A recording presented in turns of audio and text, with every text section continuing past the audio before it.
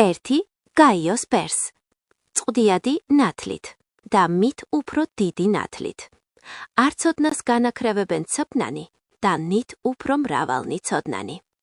ამის აღმატებით და არამოკლებით მიმღებელი იტყვის ზეჭეშმარიტად, რომ ნამდვილი ნათლის მქონეთ და არსებულთა ცოდნას ჰბურავს არ ცოდნა ღვთისა და ზემდებარე მისი წვდიადი შეუღწეველია ყოველი ნათლისათვის და დაფარული ყოველი ცოდნისათვის.